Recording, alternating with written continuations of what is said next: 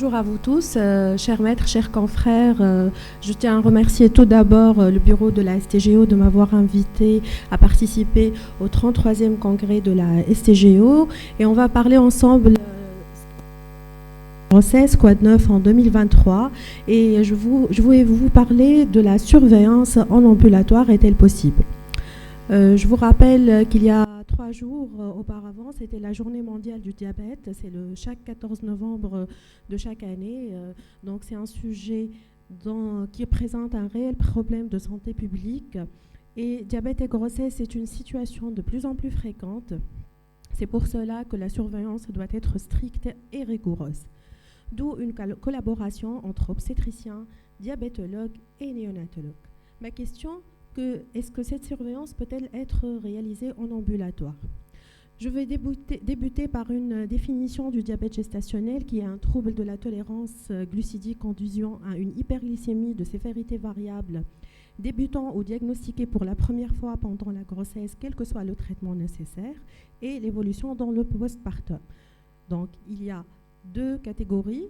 Le diabète qui se voit, donc c'est un diabète gestationnel qui est un trouble de la tolérance glucidique développé au cours de la grossesse, qui disparaît dans le postpartum. Il risque de récidive sur les grossesses ultérieures et un risque ultérieur de diabète type 2.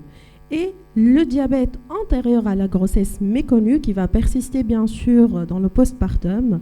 Et ces 2 types de diabète, ils ont une mortalité maternelle, fétale et néonatale importante, mais il faut savoir que la prise en charge elle est différente. Donc, l'estimation globale de l'hyperglycémie pendant 2019, donc on a donc une prévalence mondiale de 15,8% quand même, et le nombre d'enfants nés par diabète gestationnel, il est aux alentours il représente donc 20,4 millions, avec une prévalence de 83,6% d'enfants nés d'un diabète gestationnel.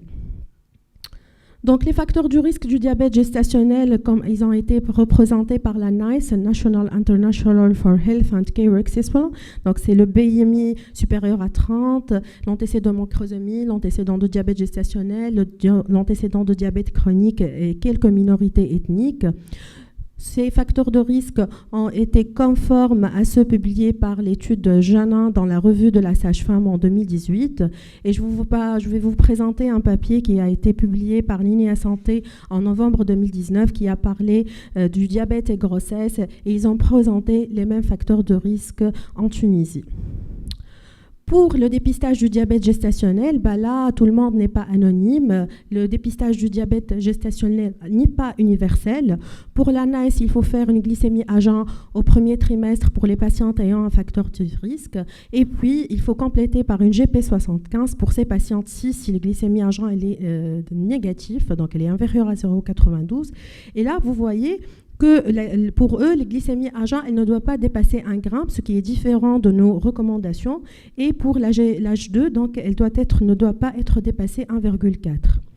Voici un papier tout neuf de la Société française de diabète et de Collège national donc, français qui, pour le dépistage, recommande un dépistage non universel, mais c'est un dépistage que pour les patientes ayant des facteurs de risque, avec une glycémie à jeun. Donc, au premier trimestre, si elle est inférieure à 0,92, on va compléter par la GP75. Si elle est entre 0,92 et 1,25, c'est un diabète gestationnel précoce. Et si elle est supérieure à 1,26, c'est un diabète ancien. Donc, si on a une glycémie à jeun normale, donc on va compléter entre 24 et 28 semaines par une GP75, dont les valeurs sont respectivement inférieures à 0,92, H1 1,8 et H2 1,53. Pour les autres patientes, il faut faire le dépistage seulement s'il y a des signes de diabète gestationnel, à savoir la macrosomie et donc l'hydramnios. Donc, je vais vous parler aussi d'un autre mode de dépistage qui est apparu concomitant à la pandémie Covid et qui a parlé du rôle de l'hémoglobine glyquée dans le dépistage du diabète gestationnel. Et si vos patientes ne peuvent pas tolérer la GP75 ou ils ne peuvent pas se déplacer pour la faire, on peut faire une hémoglobine glyquée. Donc, au 2e trimestre, si la glycémie à jeun, donc Donc, si la glycémie à jeun elle est inférieure à 0,92 et pour les valeurs de l'hémoglobine glyquée, donc si elle est inférieure à 5,7, c'est pas de diabète gestationnel. Si elle est entre 5,7 et 6,4, c'est un diabète gestationnel. Et si elle est supérieure à 6,5, c'est un diabète avéré. Donc, il y a beaucoup d'auteurs qui ont parlé du rôle de l'hémoglobine glyquée dans la surveillance du diabète gestationnel, mais là, les recommandations sont seulement pour le dépistage si on ne peut pas faire de GP75.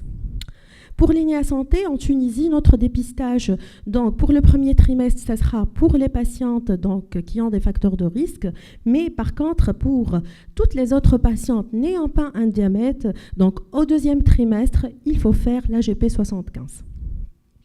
Donc vous voyez, pour ce tableau-là, donc pour cette figure, il n'y a pas de consensus universel, mais la FIGO en 2020, elle a proposé donc une stratégie de dépistage universel, mais vous voyez, il recommande de faire la GP75 avec une glycémie à jeun qui, on peut la tolérer jusqu'à 0,95.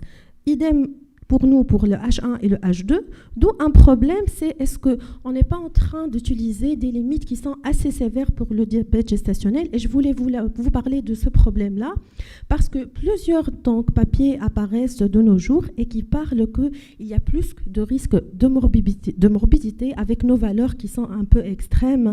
Et là, ils ont trouvé plus de surtraitement avec de l'insuline, plus de cas d'hypoglycémie néonatale à cause de ce dépistage qui est un petit peu sévère.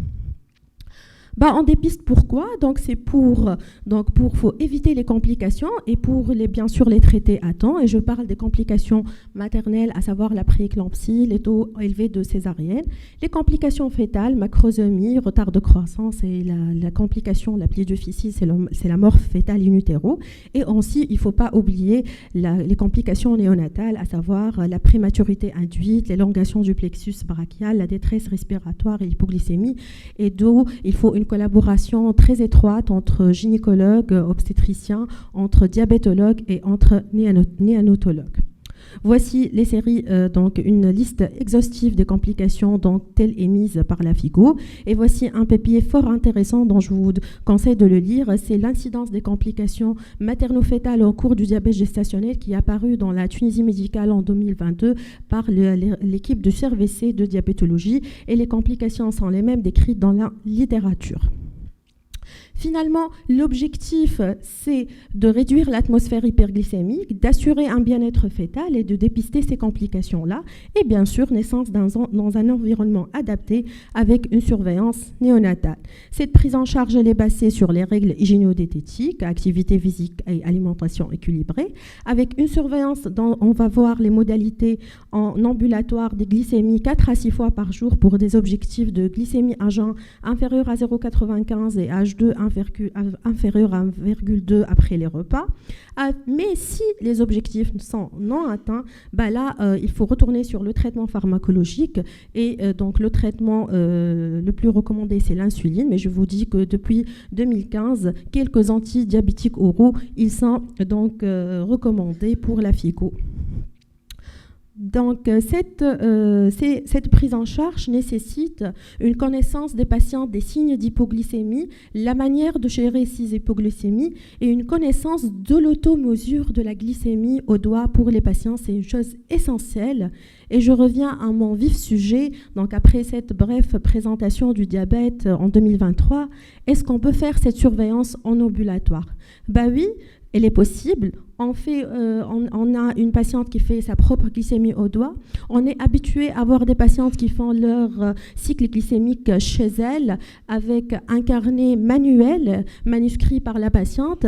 Mais là, on avance dans le temps, le monde avance. Il y a la solution de télémédecine. Là, voilà, on a des lecteurs connectés, on a des stylos connectés. Et voici un exemple d'un carnet de diabète gestationnel. Donc, il est numérisé. Et voilà, donc, quelques différentes glycémies au doigt faites par les patientes et connectées, donc faites par les patientes. Et voilà le code couleur, code vert pour les glycémies qui sont normales, code bleu pour les hypoglycémies, code orange pour les glycémies qui sont un petit peu élevées et on va voir les codes rouges pour les glycémies hyperglycémies.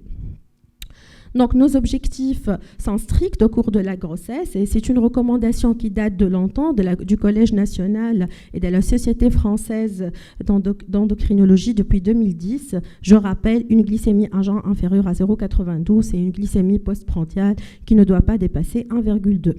Je vais commencer par une première étude qui a été publiée en 2016, ça fait longtemps quand même. Donc c'est une étude de l'équipe de Nancy en France.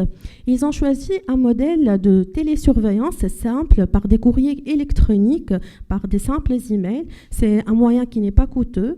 Avec auparavant une séance avec la patiente, ils vont expliquer le diabète gestationnel, ils vont proposer cette méthode de surveillance entre personnel de la santé et patients. Puis, ils vont faire quelques ateliers pratiques avec une pré-séance avec le médecin, puis une séance avec l'infirmière qui va expliquer le savoir-faire, comment donc faire sa glycémie au doigt, et puis une séance avec la diététicienne. Et finalement, on aura une troisième séance et la patiente va choisir est-ce qu'elle va adapter ce mode de surveillance ou non. Et vous voilà, donc 2012, seulement 4% ont adhéré à cette méthode-là. Et en 2015, on est quand même à 73% de patientes qui ont donc accepté de choisir le mode télésurveillance. Une deuxième étude en France aussi, qui est apparue en 2017, c'est l'équipe de Brest. Et l'équipe de Brest a adapté, donc c'est une application smartphone qui s'appelle Suidia. C'est une interface d'échange entre patients et personnel de la santé, que ce soit diététicienne, diabétologue, néonatologue. Et là, ils ont comparé, c'est une étude comparative entre 100 personnes qui ont utilisé cette application et 100 personnes qui n'ont pas utilisé cette application. Et vous voyez là qu'il y a plus de traitements par insuline pour les Suidia+, peut-être parce que le suivi était plus strict, mais il y a aussi, regardez, un nombre de consultations plus faible et un nombre d'hospitalisations plus faible. Et là, une enquête de satisfaction a été aussi menée auprès des patientes et auprès du personnel médical avec des taux de satisfaction aux alentours de 90%. Passons donc à l'expérience chinoise. Donc l'équipe de Chen a publié un article en 2020 dans la revue Midwifery. Et eux, pour la surveillance du diabète gestationnel, c'est une méthode facile. C'est la mesure de la glycémie au doigt à domicile et le carnet manuel, comme nous en Tunisie. Et là, les patientes ont adhéré à cette méthode-là parce que c'est un meilleur pronostic fœtal et néonatal et parce qu'ils sont encouragés par leur famille, par le régime à la maison. Donc, il n'y a pas des écarts de régime comme parfois ils ne trouvent pas donc, l'environnement adapté à l'hôpital. Mais les éléments qui limitaient donc, cette surveillance, c'était qu'on ne leur a pas expliqué exactement le comment faire. Donc, comment bien faire sa glycémie au doigt, donc les objectifs glycémiques. Donc ça, c'est l'expérience chinoise. Passons à l'expérience américaine avec cette méta-analyse comparative qui a colligé toutes les études faites en Amérique en 2022. Ils ont tout utilisé la télésurveillance via des applications smartphone et vous voyez leurs résultats, un taux moins de césarienne, une meilleure compliance des patientes, un taux moins de glycémie au doigt, donc les chiffres étaient concordants aux objectifs et finalement une grande satisfaction des patientes. Pour les applications, c'est une revue de la littérature publiée en 2022 qui a colligé quand même 17 études randomisées, 1871 patientes dans 11 pays différents. Et voilà, une amélioration glycémique, une satisfaction patiente professionnelle avec des événements néonataux non inférieurs. Ça veut dire moins de taux d'hypoglycémie et moins de morbidité néonatale.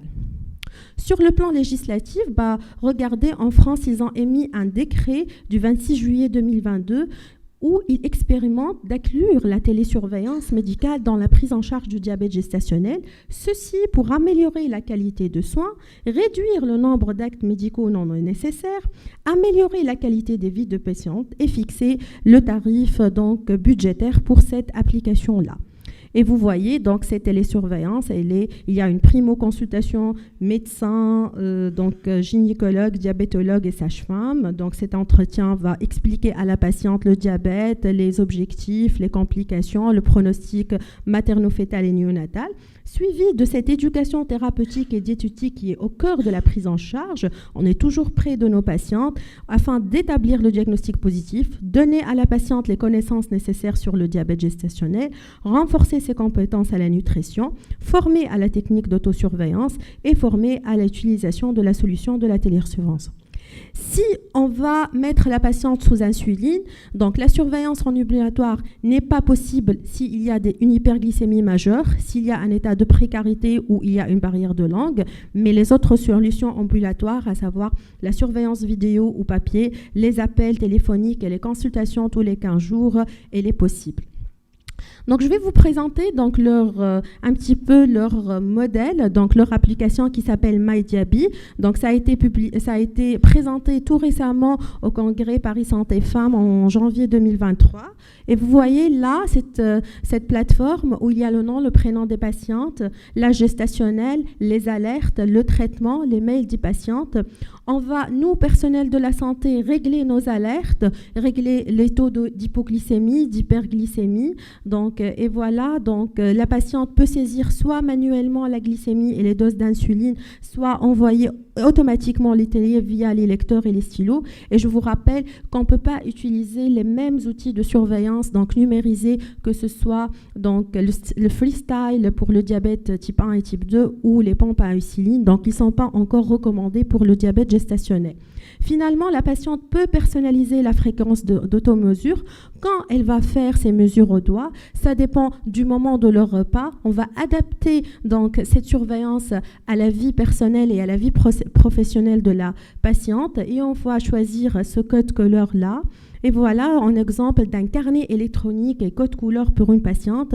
Regardez, donc ça suit tous les jours les moments des repas avec des valeurs donc en vert qui sont correctes, en orange qui sont en hyperglycémie et en rouge qui sont en hyperglycémie majeure. Bon, vous allez me dire, ça coûte cher? Oui, un petit peu, mais regardez l'expérience chinoise donc, ou l'expérience d'Annecy, ils ont utilisé le courrier électronique, ils ont utilisé juste un carnet manuel, donc pourquoi pas? Et voici une méta-analyse toute neuve, donc 2022, avec une étude comparative des patientes utilisant la télésurveillance et les patientes utilisant donc, les moyens conventionnels, avec, regardez, réduction des césariennes, donc très importante, avec un autre ratio de 0,82, réduction de la prééclampsie, réduction de la macrosomie et des réductions des hypoglycémies néonatales. On revient à notre chère Tunisie. En Tunisie, qu'est-ce qui se passe? En Tunisie, on a notre carnet de suivi glycémique, on a notre autosurveillance manuelle manuscrite par les patientes, on a une grande fierté qui est l'hôpital du jour qui s'est centralisé sur toute la Tunisie, et on a aussi une plateforme médicale qui est le med.tn. Pourquoi pas utiliser cette application-là pour faire de la télésurveillance? Et en conclusion, ce futur-là, il est très proche. Donc, cette télésurveillance, elle est basée sur un smartphone ou outil connecté. Et on voit beaucoup de patientes qui ont leur smartphone, une consultation, des séances d'éducation thérapeutique, et on garde le contact. Et on peut aller jusqu'au-delà de là, on peut aller jusqu'à surveiller les RCF des patientes aussi. Ce n'est pas que les glycémies au doigt. Donc, je vous remercie. On va accueillir la deuxième participante, enfin la deuxième intervenante, qui va nous parler de...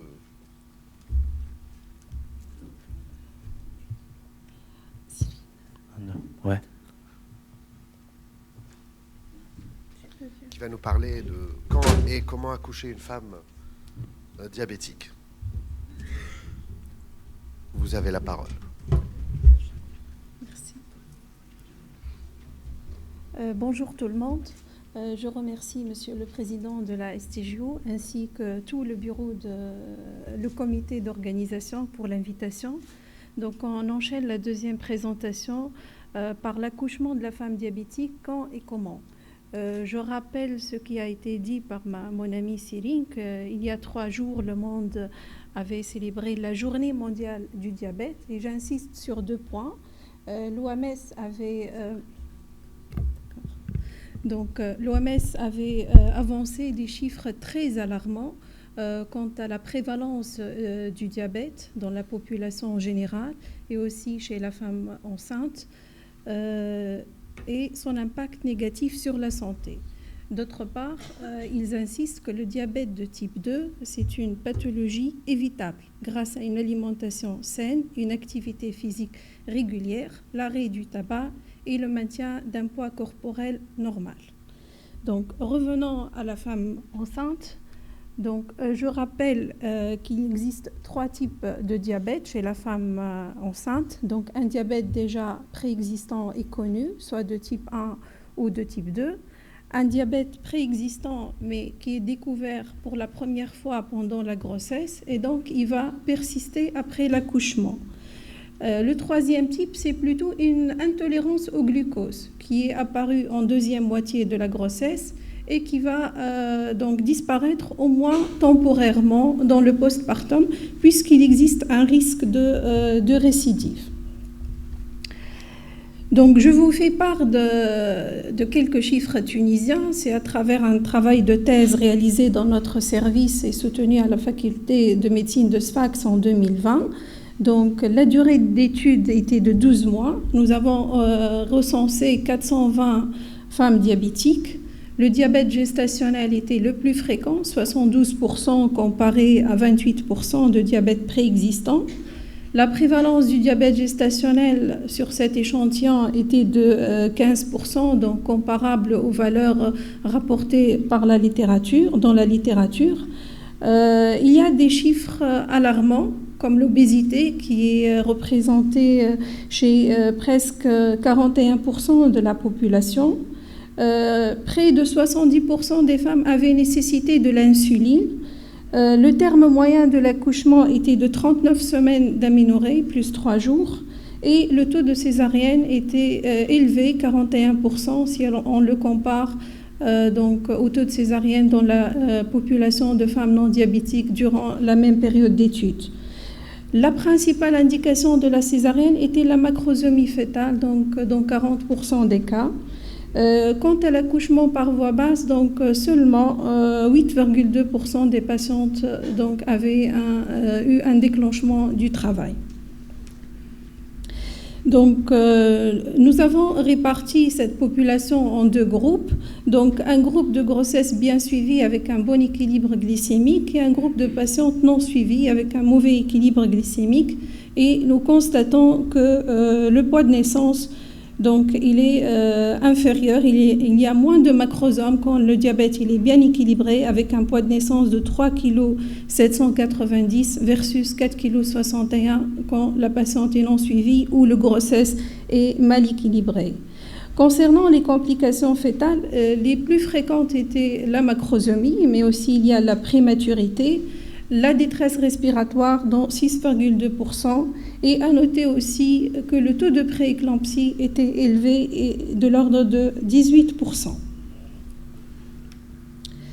Donc les risques maternels du diabète gestationnel sont représentés essentiellement par un taux de césarienne. Ce taux était de 41% en 2018. Je suppose actuellement que le taux s'approche ou dépasse les 50%, et aussi une prévalence élevée de la prééclampsie.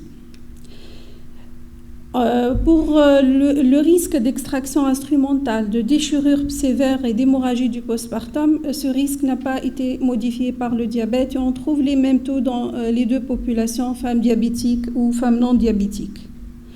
Pour la macrosomie fœtale, elle représente la principale complication du diabète chez la femme enceinte. Donc, sa fréquence, elle est élevée, elle est de 40% versus 10% de la population générale. C'est une conséquence directe de l'hyperglycémie maternelle, comme le démontre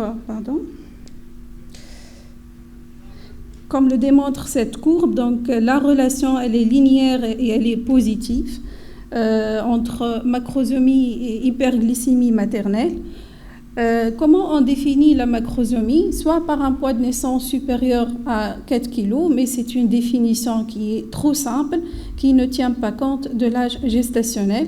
Ce qui est recommandé actuellement, c'est d'utiliser donc l'hypercentile. Donc, on définit la macrosomie par un poids de naissance supérieur au 90e percentile par rapport à l'âge gestationnel.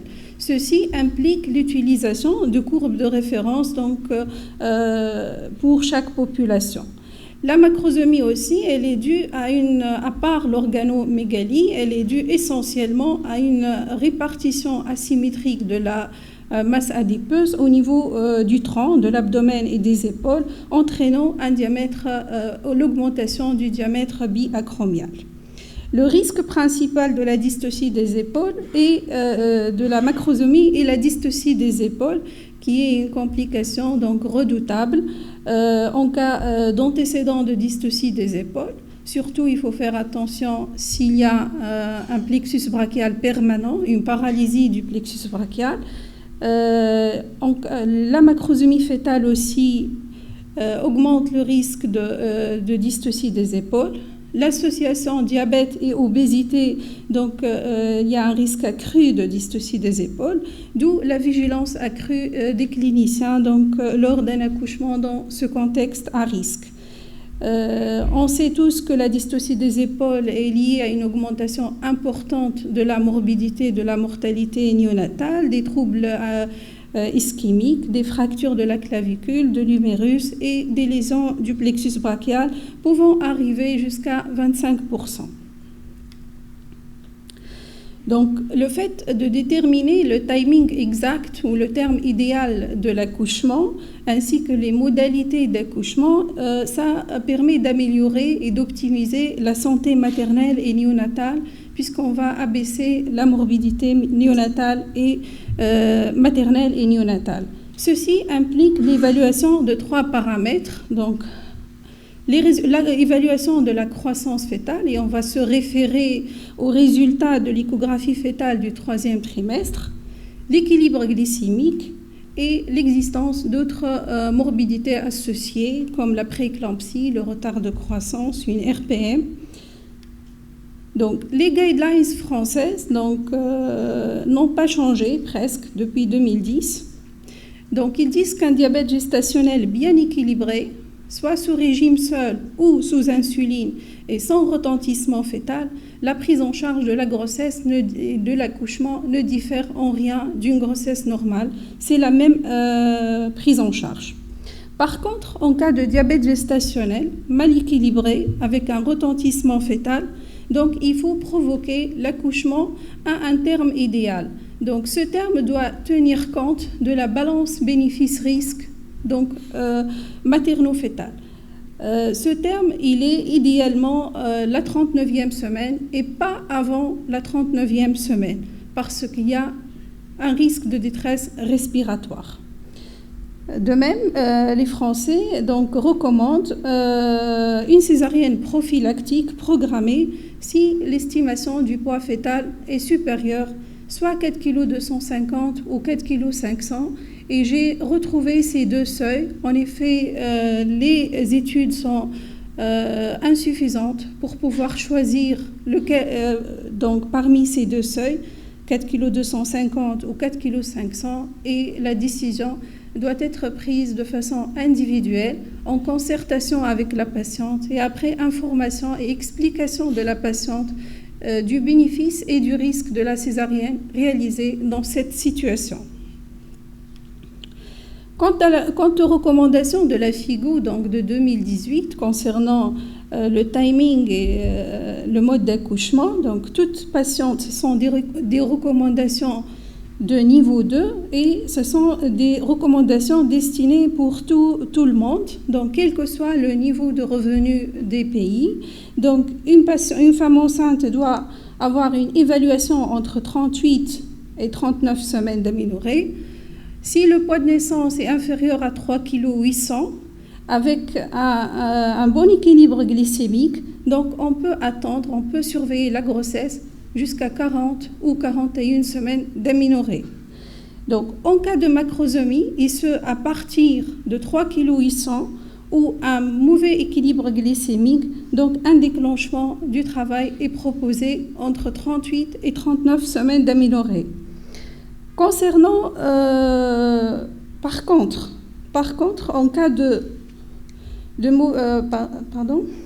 de mauvais contrôle glycémique, pathologie vasculaire associée ou antécédent de mort fœtale in utero, donc aussi il faut déclencher entre 38 et 39 semaines d'aménorrhée. Pour la FIGO, on peut proposer donc une césarienne prophylactique à partir d'un poids fœtal estimé supérieur à 4 kg. Donc, et j'ai copié le texte de la FIGO, donc parce qu'il existe un risque élevé de dystocie des épaules au-delà de 3,750 kg, donc il est préférable de proposer une césarienne à partir de 4 kg. Donc on va prévenir la dystocie des épaules, le plexus brachial, mais en contrepartie, on va augmenter le nombre de césariennes. Pour les recommandations anglaises, donc ils différencient entre deux types de diabète.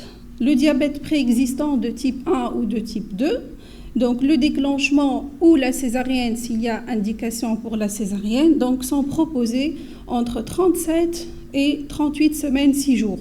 Donc on va intervenir un peu précocement par rapport aux recommandations françaises. Avant 37 semaines, s'il existe une complication métabolique ou complication materno-fœtale. Pour le diabète gestationnel découvert pendant la deuxième partie de la grossesse et bien équilibré, on peut attendre jusqu'à 40 semaines, 6 jours. Avant ce terme, s'il existe une complication materno-fœtale associée. Pour la macrosomie, ils n'ont pas donné de seuil. Ils disent qu'il faut expliquer à la patiente les bénéfices et le risque de chaque voie d'accouchement, la césarienne, le déclenchement ou l'accouchement par voie basse. En 2019, un groupe d'experts tunisiens avait établi des recommandations dans le cadre de l'Institut national de l'évaluation de l'accréditation en santé. Donc, ils ont recommandé de programmer l'accouchement pour les diabètes type 1, type 2 préexistants non compliqués entre 38 et 39 semaines d'aménorrhée. Avant ce terme, c'est-à-dire avant 38 semaines, pour un diabète type 1 ou type 2 avec une complication métabolique ou autre complication materno-fœtale. Pour le diabète gestationnel bien équilibré, donc non compliqué, on peut aller jusqu'à 41 semaines et avant 39 semaines s'il existe une complication. De même, pour le problème de la macrosomie, donc ils n'ont pas évoqué de seuil et ils ont proposé d'expliquer aux femmes enceintes chez qui on suspecte ou on diagnostique la macrosomie le bénéfice et le risque de chaque voie d'accouchement. Dans ces toutes récentes guidelines, l'American College en 2023 donc, avait proposé un accouchement à partir de 39 semaines pour tout le monde, quel que soit le type de diabète, un diabète préexistant ou un diabète gestationnel, diabète équilibré sous régime seul ou équilibré sous insuline, donc sauf pour les patientes ayant un mauvais équilibre glycémique, un mauvais équilibre glycémique malgré les efforts d'ajuster le régime et malgré donc l'adaptation du traitement. Une complication vasculaire associée comme la prééclampsie qui est fréquente ou l'antécédent de mort fœtale in utero. Dans ces trois situations, on peut proposer un déclenchement ou un accouchement avant la 39e semaine. Dans toutes les circonstances restantes, donc l'accouchement donc est programmé à partir de la 39e semaine. Ici, nous avons un souci de prématurité induite. Si on va programmer l'accouchement avant la 38e semaine, donc il y a un risque non négligeable de détresse respiratoire. Donc, il recommande de faire une amniosynthèse pour s'assurer de la maturité pulmonaire fœtale si le terme de la grossesse est avant 38 semaines d'aménorrhée. Donc, cette recommandation va dans le sens que la corticothérapie anténatale à terme ou avant césarienne prophylactique chez la femme diabétique n'est plus recommandée, et ceci après les résultats de 2015, donc publiés par la FIGO, En fait, la corticothérapie était largement utilisée, surtout dans les pays à faible revenu, et ils ont découvert un flare-up d'infection maternelle, d'hypoglycémie néonatale et d'hyperglycémie maternelle. Donc, ils disent actuellement dans leur dernier papier, l'OMS de 2022, que l'utilisation de la corticothérapie à terme ou avant césarienne prophylactique est unsafe. Donc, il n'est pas recommandé d'administrer cette corticothérapie. Pour le mode d'accouchement, donc, le Collège américain avait recommandé une césarienne à partir d'un poids fœtal estimé supérieur à 4,5 kg. Donc, d'après plusieurs études, ils ont trouvé que pour sauver un plexus brachial permanent, donc, il faut réaliser 588 césariennes pour la femme diabétique. Ce chiffre, il est de 3650 si la patiente n'est pas diabétique. Donc, il recommande une césarienne prophylactique à partir de 4,5 kg. Il recommande aussi un déclenchement à partir de 39 semaines d'aménorrhée, quel que soit le type de diabète, y compris les patientes insulino-nécessitantes, et pas au-delà de 40 semaines. En effet, d'après ce tableau, il a été démontré que le risque de dystocie des épaules, il augmente avec l'âge gestationnel. Il est plus significatif donc après 40 semaines d'aménorrhée, et aussi il est plus significatif avec le déclenchement du travail après 40 semaines d'aménorrhée. C'est un taux qui atteint les 30%. Donc, pour l'American College, il ne faut pas déclencher au-delà de 40 semaines, sauf un diabète gestationnel équilibré sous régime seul. Donc, qu'est-ce qu'il faut faire en cas de suspicion de macrosomie? Faut-il attendre le travail spontané et adopter une attitude expectative ou déclencher le travail? Donc, cet article récent, je le trouve très intéressant. Il est publié en 2023. C'est une étude randomisée, multicentrique, qui avait comparé deux attitudes, soit le déclenchement ou l'expectative des patientes enceintes entre 37 et 39 semaines d'aménorrhée, chez qui le poids fœtal estimé était supérieur à 3,8 kg. Donc, pour parler de suspicion de macrosomie, il faut que le poids fœtal soit supérieur à 3,8 kg. Donc, ils avaient conclu que le déclenchement du travail n'augmente pas le taux de césarienne. Aussi, il n'augmente pas le taux d'accouchement instrumental. Par contre, il réduit de façon significative le risque de dystocie des épaules et le risque du plexus brachial. De même, le risque d'accouchement traumatique avec des déchirures du périnée donc, sont augmentés dans le groupe expectatif. Et c'est prévisible puisqu'il y aura plus de macrosomes dans ce groupe.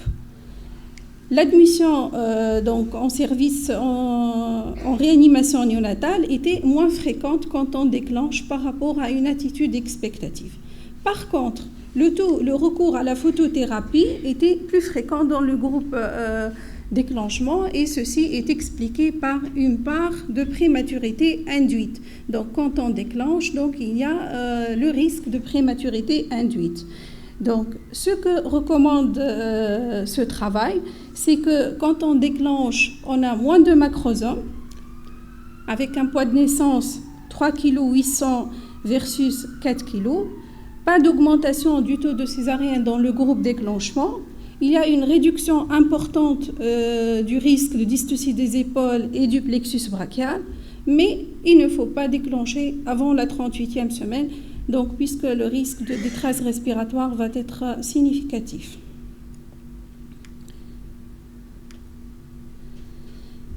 Donc, à cause donc, des complications maternelles et fœtales plus fréquentes chez la femme diabétique par rapport aux femmes non diabétiques, il faut déterminer le terme optimal pour l'accouchement et la voie d'accouchement la plus appropriée. Pour cela, donc, il faut assurer un bon équilibre glycémique. dépister une macrosomie, prédire, si possible, donc, le risque de dystocie des épaules et minimiser la morbidité maternelle. Pour l'équilibre glycémique, donc, la prise en charge doit être programmée, donc, avec concertation avec diabétologue et nutritionniste. Un équilibre glycémique préconceptionnel doit être assuré avec hémoglobine glyquée inférieure à 6. Et pendant la grossesse, il faut assurer un bon équilibre glycémique avec non seulement les agents hypoglycémiants, mais insister sur l'éducation, sur l'activité physique, comment éviter une hyperglycémie maternelle, une hypoglycémie nocturne, une complication cytosique.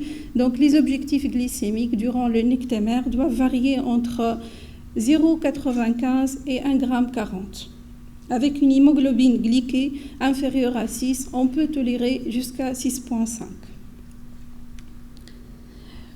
Comment on estime le poids à la naissance? Donc actuellement, et avec l'échographie, donc nous avons plusieurs formules, soit la mesure de la circonférence abdominale seule, soit l'estimation du poids fœtal, et la formule la plus fréquente, c'est celle de Hadlock. Aussi, on peut mesurer le head to abdomen ratio. Il faut admettre qu'il y a des marges d'erreur, et ce, quelle que soit donc l'expérience de l'opérateur. À partir d'un poids de 4 kg, il y a des marges d'erreur donc, qui sont de plus ou moins 15%. Le taux de faux positif aussi atteint 12%, il ne fait qu'augmenter le taux de césarienne. Donc, ce qui est recommandé, ils disent que pour les résidents, pour avoir donc, les résultats les plus performants, il faut 24 mois de training.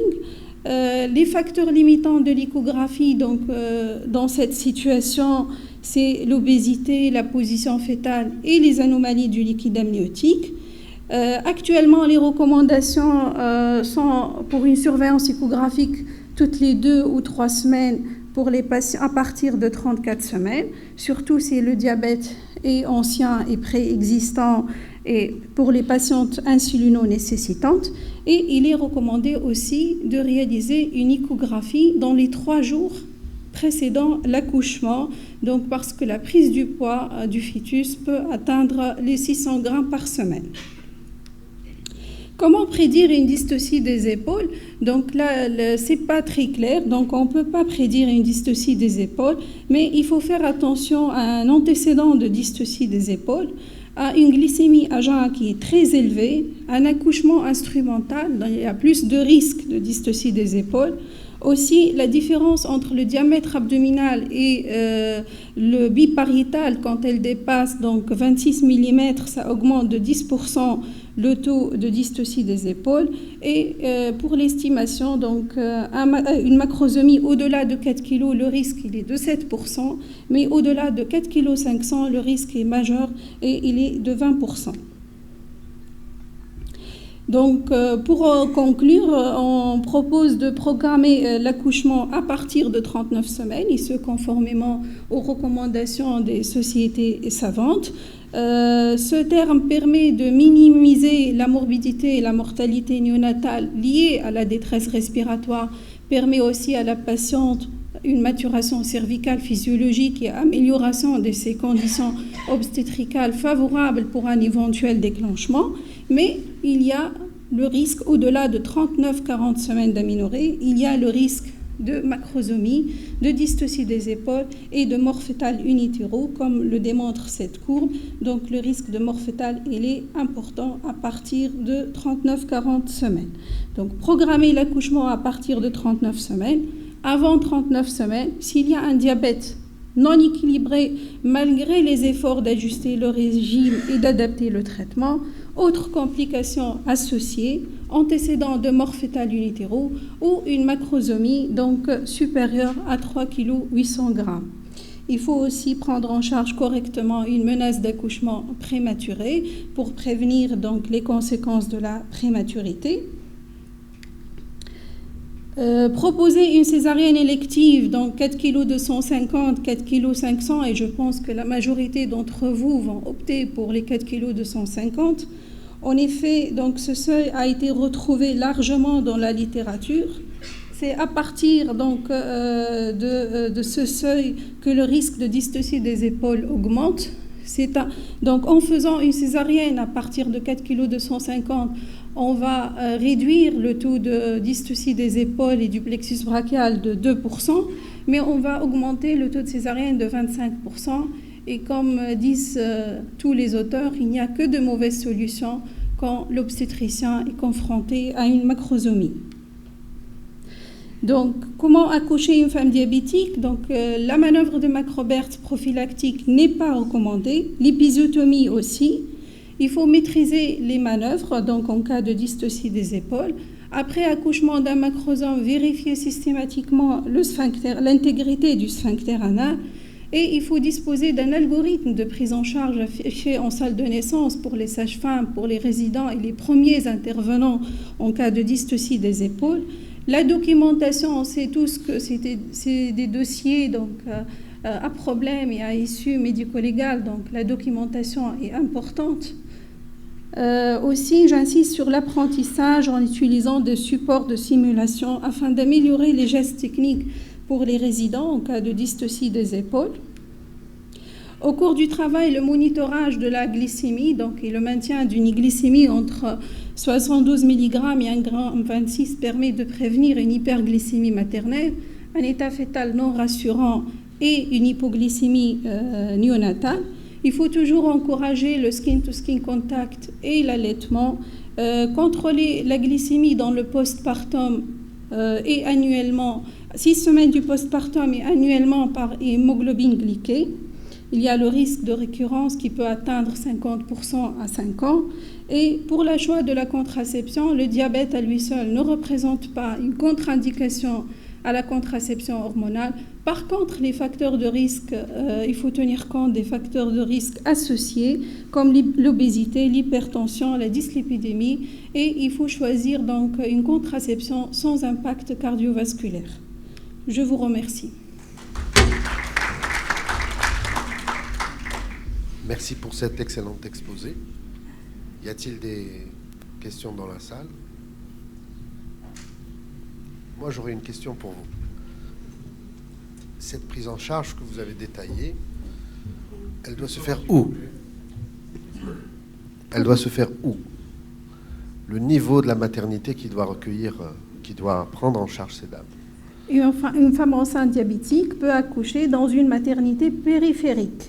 Donc l'accouchement peut se faire dans une maternité périphérique, sauf dans certaines conditions de prématurité ou d'anomalie fœtale majeure. C'est du niveau 3. Oui. Merci.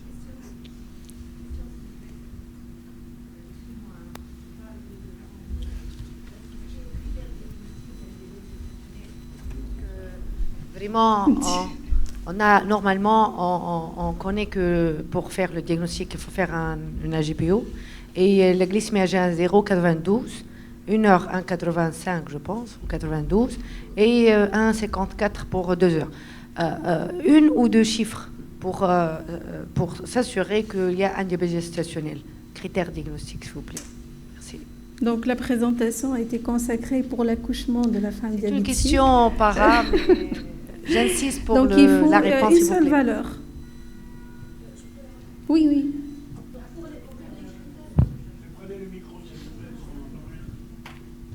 Pour les critères de dépistage, ils ne sont pas universels. Donc, en Tunisie, vous parlez en Tunisie, d'accord. En Tunisie, le critère de dépistage, c'est donc au premier trimestre, c'est une glycémie à jeun. Si cette glycémie à jeun elle est inférieure à 0,92, on va faire une GP75, donc entre 24 et 28 semaines. Si votre glycémie à jeun elle est entre 0,92 et 1,26, strictement inférieur, c'est un diabète gestationnel précoce, ce n'est pas un diabète chronique. Si votre glycémie à jeun est supérieure à 1,26, c'est un diabète méconnu. D'accord. Pour la GP75, elle se fera à partir de 24 semaines, entre 24 et 28 semaines. Si vous avez ou bien une glycémie à jeun supérieure à 0,92 ou H1 supérieur à 1,8 ou H2 supérieur à 1,53, c'est un diabète gestationnel. Une seule valeur, si elle est pathologique, c'est un diabète gestationnel. Je ne vais pas vous brouiller les esprits avec toutes les autres méthodes de dépistage, mais ça, c'est notre pratique courante en Tunisie. D'accord ? Si vous n'avez pas fait de glycémie à jeun, donc on fait que la glycémie à jeun que pour les patientes au premier trimestre ayant un facteur de risque, notre INIA Santé et les experts tunisiens recommandent de faire le dépistage au deuxième trimestre systématiquement pour toutes les patientes parce que nous, on est tunisiens, on est une ethnie, donc les Nord-Africains, c'est une ethnie qui est à forte prévalence de diabète gestationnel. C'est pour ça qu'on dépiste toutes les patientes. Mais du premier trimestre que les patientes ayant des facteurs de risque.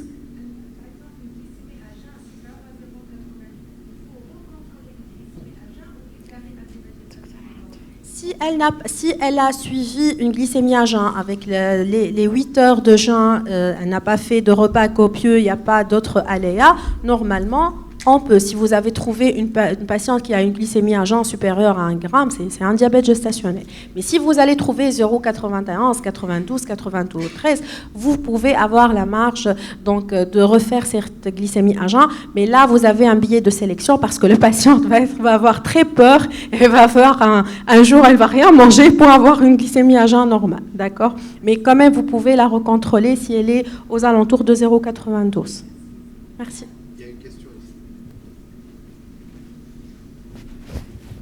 Merci. Ce n'est pas une question, je voulais juste... Enfin, c'est une question, mais qui n'appelle peut-être pas de réponse. Je voulais savoir pourquoi on a une étude en 2023 qui a l'air très bien faite et qui dit le risque de dystocie des épaules augmente avec l'âge gestationnel après 39 semaines. Après 40 semaines. Ou après 40 semaines, même après... mais il y a 100 millions d'années qu'on le sait, ça.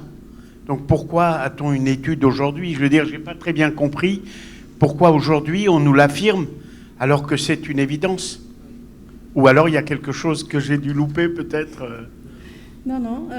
Pour les recommandations récentes de 2023, donc l'accouchement doit se dérouler à partir de la 39e semaine pour prévenir la détresse respiratoire néonatale parce qu'il y a des équipes qui déclenchent à 38 semaines, par exemple. Il ne faut pas aller au-delà de 40 semaines, vu le risque de mort fœtale in utero qui est augmenté par rapport à la population générale, mais aussi il y a plus de macrosomes et plus de risque de dystocie des épaules. Peut-être ils ont voulu insister sur... Non, je crois que le plus important que j'ai retenu, quand même, j'ai retenu quelque chose dans ce que vous avez dit, rassurez-vous, j'ai retenu quelque chose, c'est qu'on ne devait pas déclencher avant 38 semaines. Je crois que ça c'est intéressant, mais vous avez un peu insisté sur le 39-40 semaines, et je crois qu'on c'est ancien, voilà. Et c'est une étude donc 2023, c'est pas une. Je pense qu'entre la 38e et la 39e semaine d'aménorrhée, il y a une différence, et Dr Qassem donc va nous confirmer, puisque ce n'est pas du tout la même fréquence de détresse respiratoire.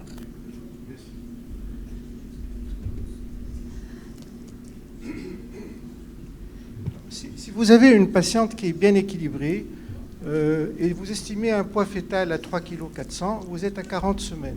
Oui. Et il n'est pas déclenchable. C'est un diabète gestationnel. C'est un diabète gestationnel bien équilibré. On peut attendre jusqu'à 40 semaines, 6 jours, d'après les recommandations. D'accord. Et on peut la déclencher. Vous n'avez pas de bonnes conditions. On utilise les prostaglandines. On peut maturer.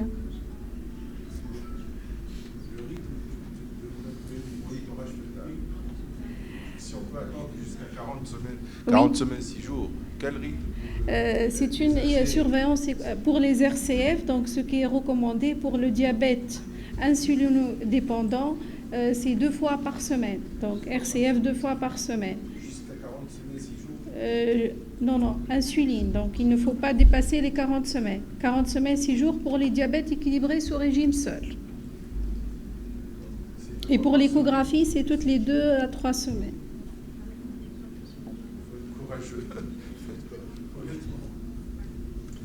Vous voyez, là, on rebondit sur la première question. En fait, dans le monde, il y a deux dilemmes. Entre le terme, il y a aussi le poids fœtal estimé.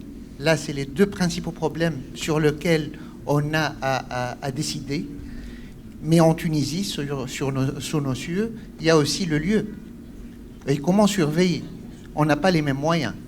C'est pour ça qu'il faut toujours nuancer. Là, même en France, là, il y a des maternités. C'est vrai qu'ils accouchent tous les femmes diabétiques, mais il y a des maternités spécialisées pour les femmes qui ont un diabète compliqué. Et le suivi de la femme diabétique n'est pas banal. Il y a beaucoup de problèmes, aussi bien pour la mère que pour l'enfant, surtout pour le nouveau-né plutôt, et surtout en cas d'association avec une obésité. Il y a actuellement des recommandations pour choisir le lieu, pour avoir une meilleure surveillance et un meilleur monitoring pour pouvoir avancer dans la grossesse. C'est vrai, en Tunisie, là, si on a à aller jusqu'à 41 semaines, avec la surveillance que nous avons de nos maternités, hein, je ne pense pas que ça sera le choix idéal. Donc, ces trois problèmes persisteront toujours.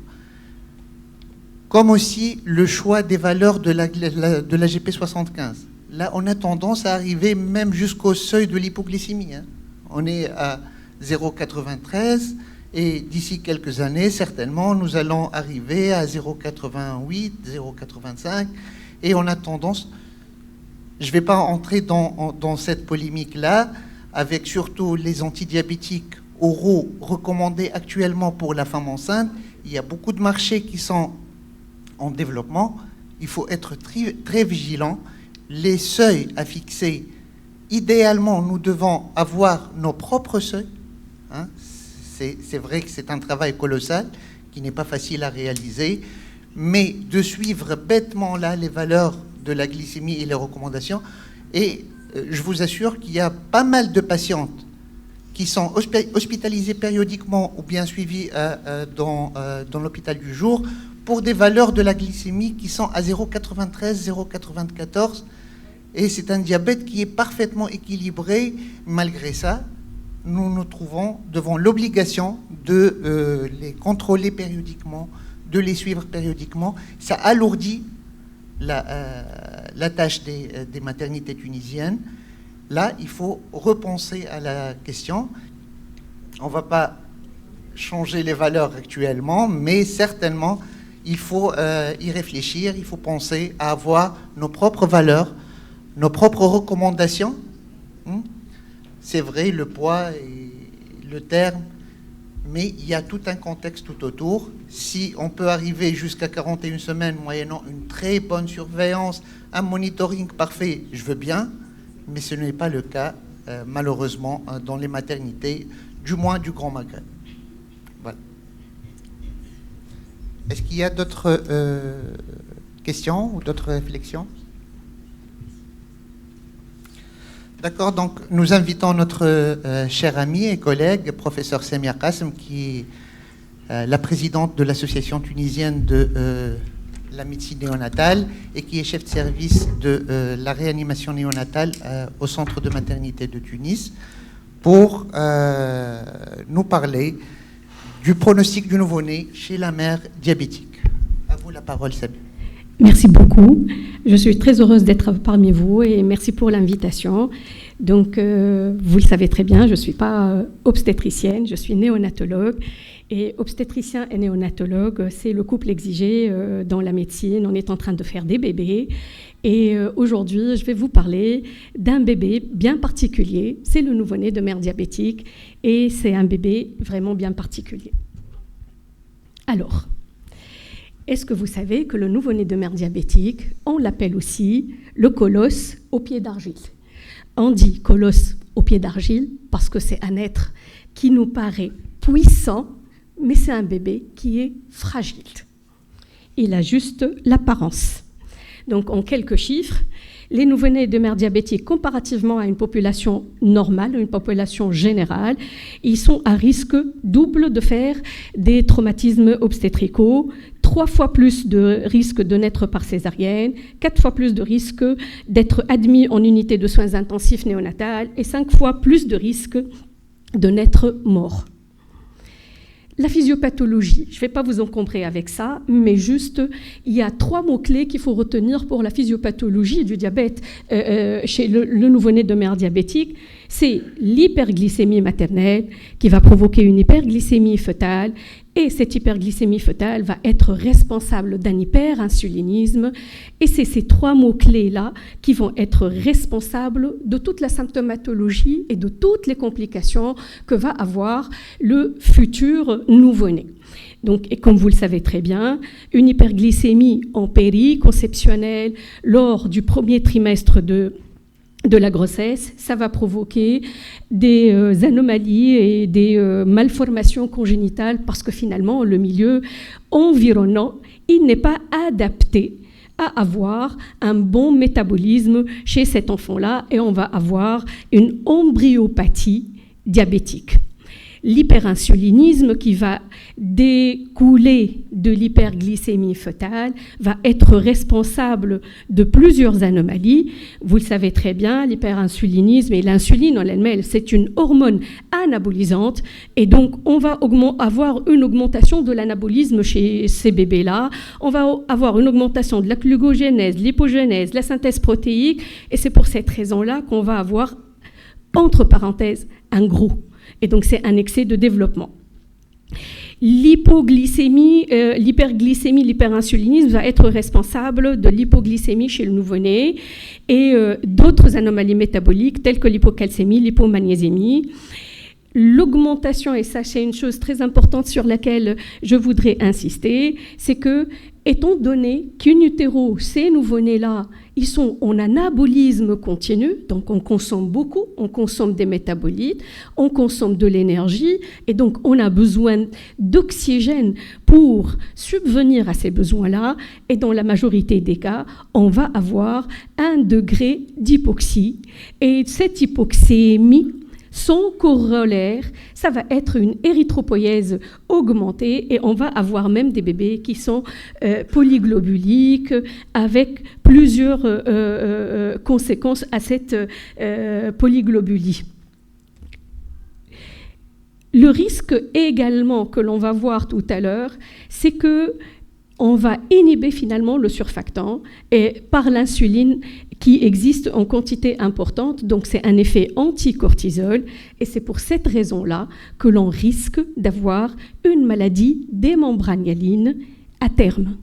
Et c'est une grosse anomalie et en termes de coût, ça va nécessiter beaucoup de choses et une prise en charge assez élaborée et un coût aussi très important. Vous pouvez imaginer pour un bébé qui pèse 4 kilos, par exemple, à 37 semaines, s'il a une maladie démembranialine, ça va lui coûter 4 ampoules de surfactant minimum. Et l'ampoule, c'est 1 200 000 et c'est 5 000 dinars uniquement pour corriger cette détresse respiratoire. On n'a pas encore parlé de prise en charge en réanimation néonatale, la ventilation et tout ce qui s'ensuit. Désolée. Donc, si on a quelque chose à retenir dans tout ça, c'est que lorsqu'il y a une hyperglycémie maternelle durant le premier trimestre de la grossesse, c'est le moment de l'organogenèse et donc on risque d'avoir principalement des malformations et un risque également d'avortement spontané. Et lorsque cette hyperglycémie existe durant le second et le troisième trimestre, c'est l'hyperinsulinisme et la conséquence majeure, ça va être la macrosomie. Ça, c'est juste des explications à tout ça. Alors, donc on a vu la physiopathe, on a vu ce que peut se provoquer lorsqu'on a une hyperglycémie durant cette grossesse. Alors, premier risque, le décès périnatal. Le décès périnatal, c'est causé principalement par les malformations et par la prématurité également. Ce qu'il y a à savoir, c'est qu'un diabète prégestationnel est associé à une augmentation du risque de mort-née. Et le risque, il paraît plus augmenté avec un diabète non insulinodépendant que le diabète insulinodépendant. La mortalité périnatale et le diabète gestationnel, on assiste à une augmentation modérée, mais le plus souvent, on invoque le fait qu'il s'agit pas vraiment d'un diabète gestationnel, mais c'est un diabète qui existait déjà lors du premier trimestre et on l'a diagnostiqué uniquement lors du deuxième ou troisième trimestre. Et ce qu'il faut savoir également, c'est que la macrosomie, quelle que soit la cause, est elle-même un facteur de risque de décès périnatal. L'asphyxie périnatale, donc comme on l'a vu tout à l'heure, c'est un bébé qui vit dans un environnement où il est hypoxique. Il a des besoins élevés en oxygène, en nutriments, et ce qui fait que c'est un bébé qui est fragile. Et dans différentes études également, on parle même d'une modification au niveau du placenta. Et donc, ce placenta est lui-même fragile et ne peut pas subvenir aux besoins. C'est ce qui rend dans tout ça, le nouveau-né de mère diabétique fragile est sujet, dans certaines situations, à faire une asphyxie périnatale. La prématurité et le retard de croissance.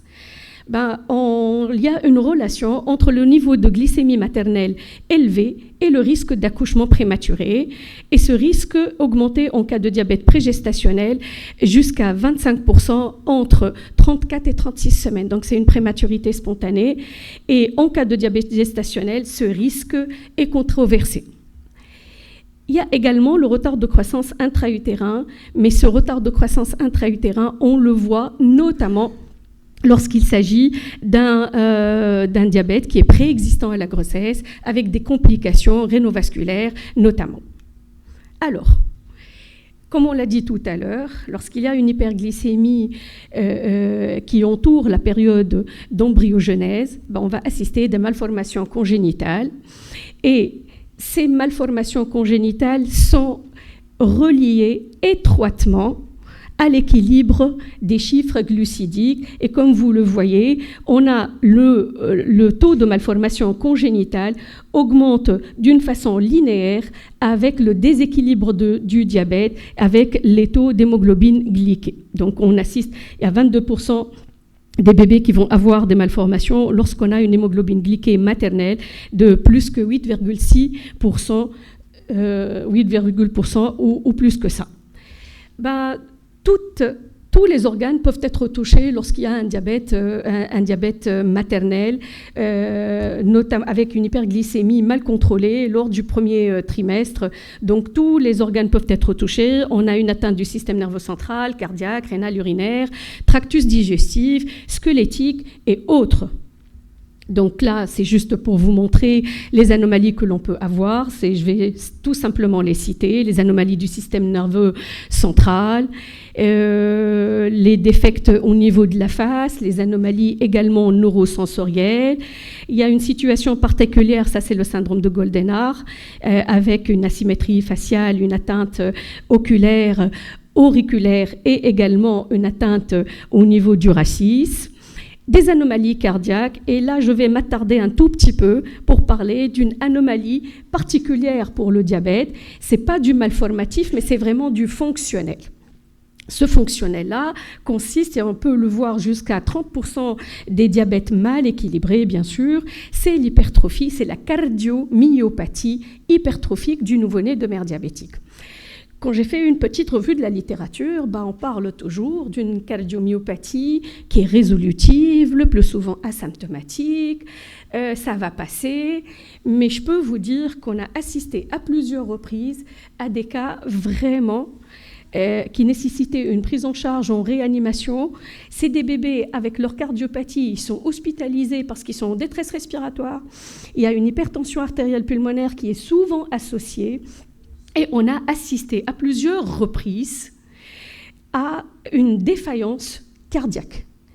C'est des bébés qui auront besoin de bêta-bloquants. Donc vous imaginez un nouveau-né sous bêta-bloquants avec même les risques d'une hypoglycémie. Et donc parfois, c'est une anomalie fonctionnelle cardiaque qui peut nécessiter une prise en charge vraiment spécialisée. Et là, le bébé que j'ai gardé en tête, et je ne l'oublierai jamais, c'est un bébé qui a pesé 6,5 kg.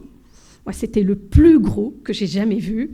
C'est 6,5 kg, et je peux vous garantir que cet enfant-là n'avait pas de cœur. Façon de dire, il n'avait pas de cœur, il n'avait pas de cavité cardiaque. tout était obstrué par cette musculature cardiaque.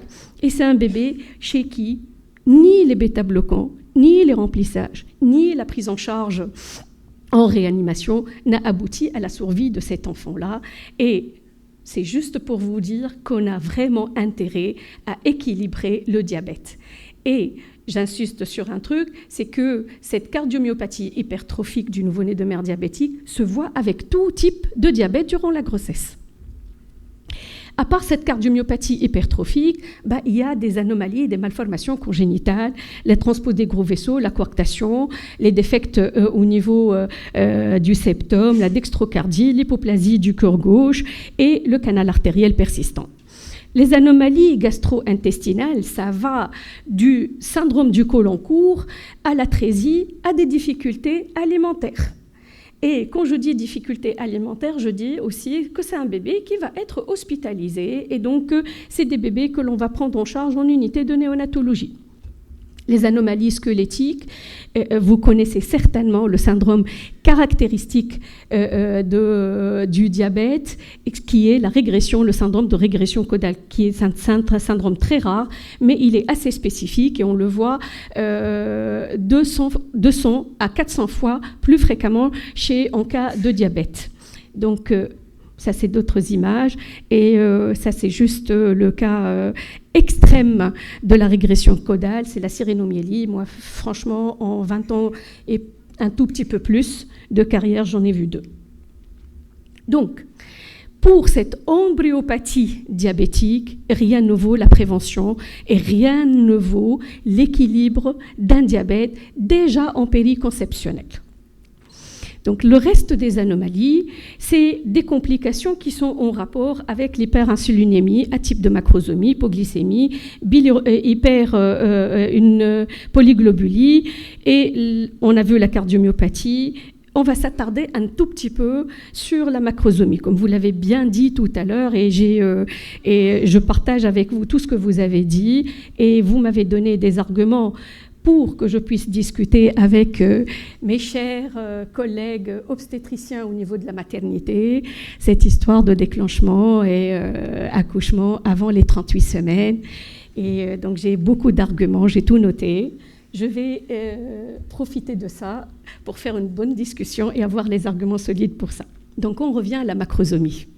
Donc juste, je vous ai mis à titre indicatif la différence entre un bébé qui est eutrophique, petit, il semble, à côté de l'autre, bien pléthore, adipeux. D'ailleurs, on reconnaît les nouveau-nés de mère diabétique, on les reconnaît, ils ont un faciès très particulier et une morphologie très particulière.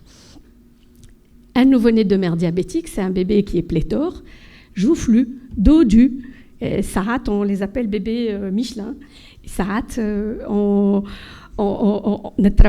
c'est comme les petits sumo, et c'est des bébés, comme vous l'avez bien dit, et ils ont une croissance qui n'est pas la même, c'est-à-dire la croissance des différents segments. La tête ne croît pas plus que ça, mais c'est tout le reste.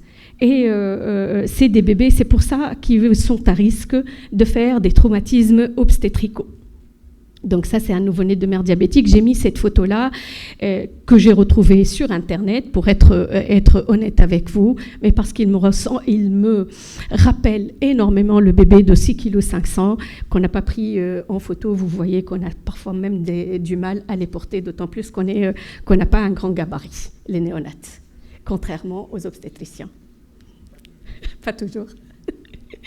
Donc, cette macrosomie, comme vous le savez très bien, elle expose le nouveau-né à tous les risques de traumatismes obstétricaux, allant de la dystocie des épaules jusqu'à l'élongation des plexus brachiaux.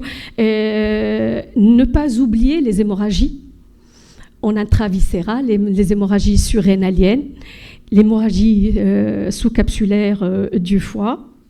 Donc, on en a eu. Donc, c'est juste pour vous donner quelques exemples avec une fracture, élongation, une cyanose, un céphalématome. Ces nouveau-nés-là, ils sont à risque de faire des complications métaboliques, d'autant plus qu'ils sont macrosomes. Et ça m'a une relation, et il existe une relation vraiment linéaire entre la macrosomie et toutes les complications que je vais vous donner. Donc, l'hypoglycémie,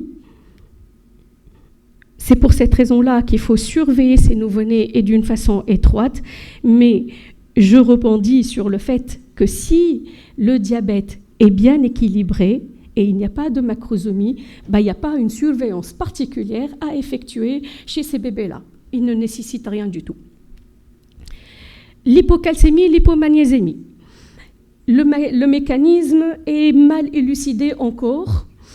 On rapporte dans certaines séries jusqu'à 50% de nouveau-nés de mère diabétique qui vont faire une hypoglycémie, mais il n'y a pas de recommandation actuellement à la chercher de façon systématique. Il faut la chercher une fois le bébé il est symptomatique, avec des tremblements, avec parfois des convulsions, mais on ne va pas le faire systématiquement. Et ça se développe durant les 3 premiers mois, les 3 premiers jours de la naissance. L'hyperbilirubinémie. Donc, c'est des bébés qui sont polyglobuliques et ils ont une immaturité. Je vous rappelle que cette insuline, qui est une hormone anabolisante, est malheureusement une hormone qui va inhiber les autres métabolismes. Donc, ça donne une immaturité hépatique et c'est des bébés qui sont à risque de faire une hyperbilirubinémie. Le traitement, ou la prévention plutôt que le traitement, c'est de leur donner à manger très rapidement, éviter le jeûne et avec une bonne hydratation et également les prendre en charge convenablement quand il y a nécessité de les mettre sous photothérapie ou d'aller voir vers l'exsanguinotransfusion. La polyglobulie également, ça témoigne d'une hypoxie fœtale et il y a un risque particulier chez le nouveau-né que l'on ne voit pas chez d'autres enfants. Et on le voit uniquement, pratiquement chez le nouveau-né de mère diabétique, c'est la sténose des artères ou les thromboses des veines rénales. C'est une complication assez fréquente. À chaque fois qu'on a cette anomalie, on pense directement au diabète. Ça peut même révéler un diabète sous-jacent. La cardiomyopathie, on l'a vu. Je m'attarde un tout petit peu sur la détresse respiratoire. La détresse respiratoire chez le nouveau-né de mère diabétique, elle peut être tout simplement une tachypnée transitoire. Ça peut être en rapport avec la souffrance et le liquide méconial. Ça peut être en rapport avec la prématurité, mais elle peut être également en rapport avec ce qu'on appelle la maladie des membranalines. La maladie des membranalines qui est normalement le propre du nouveau-né prématuré et dont l'incidence diminue avec la gestationnelle. Généralement et normalement, chez un nouveau-né de mère non diabétique, il n'y a plus pratiquement de maladie des membranalines à 34 semaines. Chose qui n'est pas réelle chez le nouveau-né de mère diabétique. Je vais juste vous montrer ça. Et donc, ça vous montre que pour un nouveau-né de mère non diabétique, vous voyez qu'à tout âge gestationnel, la fréquence et la gravité de la maladie des membranalines augmente chez le nouveau-né de mère diabétique comparativement à un nouveau-né de mère entre parenthèses normale. Et ce risque-là existe même entre 38 et 39 semaines pour s'annuler normalement, et je l'espère, à partir de 39 semaines. Donc, le nouveau-né de mère diabétique, à part toutes ces anomalies-là, il est particulièrement à risque de faire un dysfonctionnement neurologique, des troubles neurologiques. Pourquoi ? Ça ne veut pas dire que, entre parenthèses, c'est des enfants qui vont être handicapés, loin de là. Mais c'est des enfants qui vont subir un stress particulier. L'accouchement, ça peut représenter une situation de stress avec un traumatisme. Il y a aussi l'hypoxie chronique. Il y a parfois cette hypoglycémie, hypocalcémie. Il y a parfois cette polyglobulie. Il y a des anomalies métaboliques autres également, ce qui fait que sur un cerveau immature, on risque quand même d'avoir un dysfonctionnement et c'est démontré dans plusieurs séries. Alors, est-ce que ça s'arrête là ? Malheureusement non. Les effets du diabète maternel peuvent avoir des conséquences même au long cours. Donc, juste aussi pour un rappel physiopathologique, un nouveau-né de mère diabétique, c'est un nouveau-né qui a baigné dans du glucose durant sa vie intra-utérine. On a tout modifié chez lui. Il y a des métabolismes qu'on a modifiés. Et donc, c'est des nouveau-nés ou de futurs adultes. Et ça commence même dès la puberté. c'est des enfants qui peuvent souffrir. Je dis bien peuvent, c'est pas une égalité, c'est pas à 100%. Une obésité, des anomalies métaboliques, une atteinte de l'endothélium et donc une prédisposition au risque vasculaire et même à l'HTA et à ce qu'on appelle le syndrome X. Donc ça, c'est juste pour vous rappeler ça et pour dire que l'hyperglycémie durant la grossesse a des conséquences au long cours et de ce fait-là, on a tout intérêt à l'équilibrer. C'est un travail d'équipe, c'est un travail de groupe. Ça commence de l'anténatal. Si on a un diabète qui précède la grossesse, donc l'équilibre de cette glycémie et de ce diabète est primordial. Le rôle du nutritionniste, le rôle de l'endocrinien, le rôle du gynéco-obstétricien n'est plus à discuter. Pour le pédiatre, ce qu'on va faire par la suite, c'est anticiper, monitorer et traiter les complications. Nous, on arrive après la bataille. Donc, ça, c'est les questions que je voulais discuter avec vous, mais nos deux brillantes oratrices ont déjà répondu à ces questions-là et m'ont encore une fois donné les arguments pour pouvoir insister sur la prise en charge. Et en conclusion, le diabète au cours de la grossesse, c'est une source de complications pour le fœtus et le nouveau-né, surtout en cas de diabète prégestationnel. La macrosomie, c'est la complication majeure. L'obésité maternelle est un facteur additif de complications et la transmission à la descendance du risque de complications métaboliques contribue à l'épidémie mondiale à laquelle on assiste actuellement avec l'obésité et le diabète de type 2. Et j'insiste sur l'allaitement maternel qui doit être débuté le plus tôt possible et encouragé chez les femmes diabétiques. Il aurait un effet même bénéfique sur l'avenir nutritionnel et métabolique de la mère et de son bébé. Et je vous remercie.